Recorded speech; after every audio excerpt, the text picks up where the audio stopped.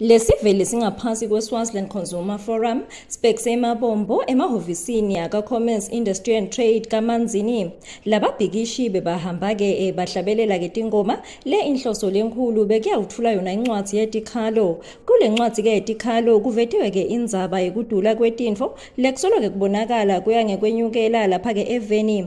Emva kwaloko lababhikishi lokufaka ekhathi nebakasnat babe sebabhekisa-ke emabombo emanzini super spa lekuthi diweke inhloso yaloko-ke kuyawuxwayisa-ke labaphathi bakulesitolo kuthi-ke beme-ke imikhiba yekuhlukubeta-ke tisebenti ngekwelicansi lebe kuvakele kuthi-ke kuyenteka. Umuntu wenombolo yami ngingala kumlalela nakangisoma sengidawuxoshwa.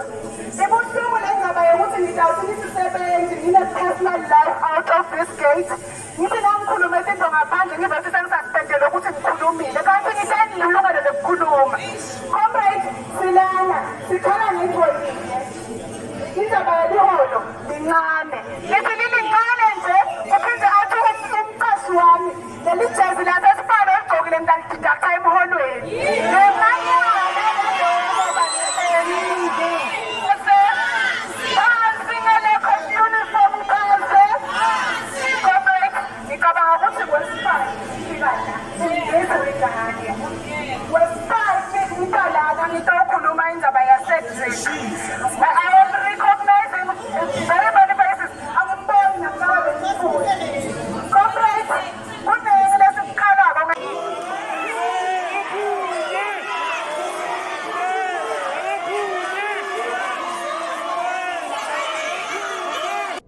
Umnyango ngewakulesitolo sasemanzini super spa bewukade-ke uvalwe ngibo-ke lababhikishi lebe bagcwele-ke kiwo-ke lo mnyango baphume-ke ngelinyenti bahlabelela.